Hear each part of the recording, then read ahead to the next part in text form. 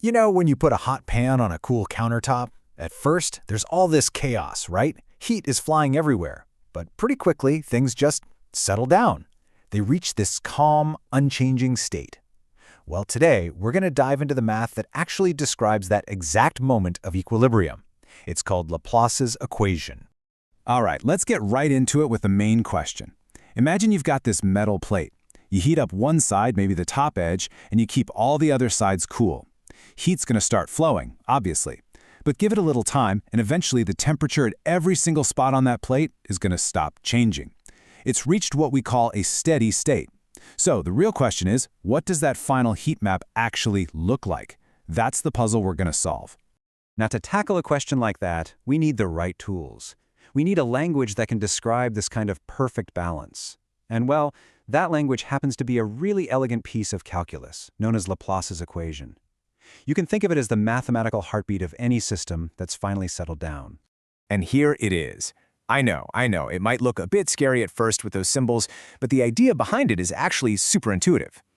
So those uxx and uyy terms, they're basically just measuring how much the temperature curves or bends as you move in the x and y directions. And what Laplace's equation says is that if you add those two curvatures together, at any point, they have to equal 0. It's a perfect cancellation. It means there are no hot spots or cold spots suddenly appearing, no big peaks or valleys. Every single point is perfectly balanced by what's going on around it. That little equals 0 at the end, that's it. That's the mathematical signature of steady state. So any function that actually solves this equation gets a cool name. It's called a harmonic function.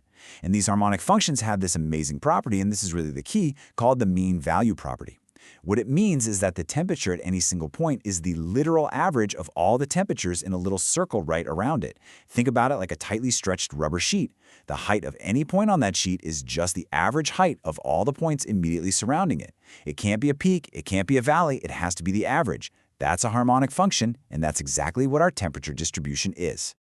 Okay, so we're dealing with what's called a partial differential equation, a PD. And let me tell you, these can be notoriously tricky to solve head-on.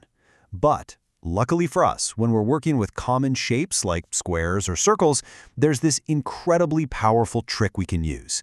It's a strategy that lets us break this one really hard problem into a couple of much easier ones. And that method is called separation of variables. The absolute genius of it is right there in step 1. We just assume that our solution, this two-dimensional function u of xy, can be split into two separate pieces multiplied together, a function that only cares about x and another one that only cares about y.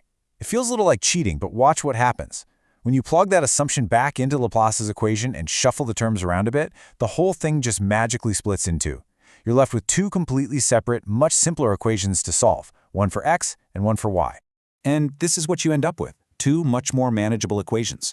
The one for the x direction, its solutions are all about oscillating, wiggling back and forth. We're talking sines and cosines, stuff you've seen a million times. But the y direction equation is different. Its solutions are exponential. They describe growth and decay.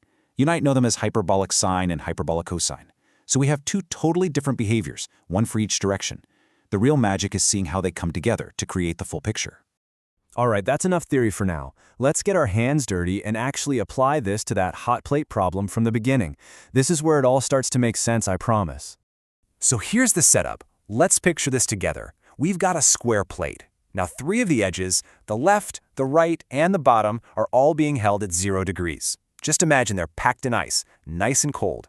But the top edge, that's the interesting one. It's being heated up in some way. And our job is to figure out the temperature, u, at any single point x, y on the inside of that plate.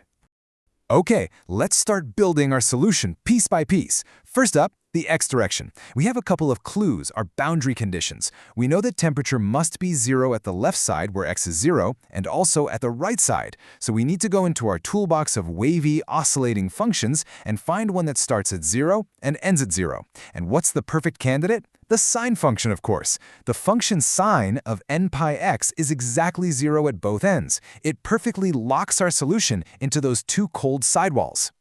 Next, let's look at the y direction. We've got a similar situation.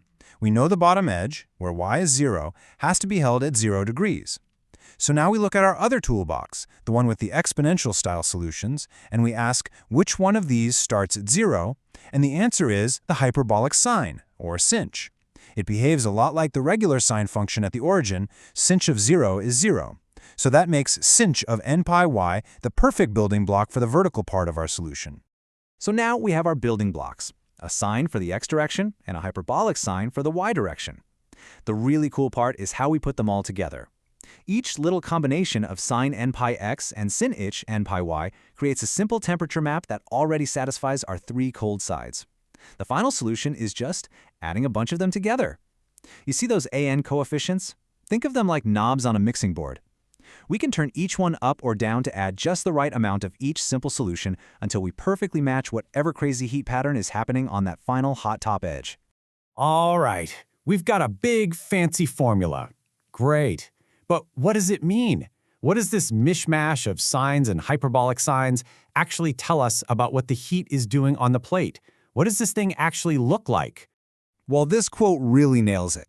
If you were to draw lines connecting all the points that have the same temperature, we call those isotherms, they wouldn't just be straight lines going across. No way. They would actually bulge downwards. They curve away from that hot edge at the top, and they sag towards the colder edges on the sides and the bottom. You can literally see the heat trying to find the most relaxed path, spreading out and settling into its most balanced state. And that right there is the real beauty of Laplace's equation. I mean, we've been talking about heat this whole time, right? But this exact same mathematics also describes the gravitational field in empty space. It describes the electric potential where there are no charges. It even describes the shape of a soap film stretched across a wire loop. It's the equation for any system that's found its equilibrium. So I'll just leave you with this thought to chew on. What other settled systems out there, maybe in fields we haven't even thought of yet? What could this incredible equation of balance help us understand?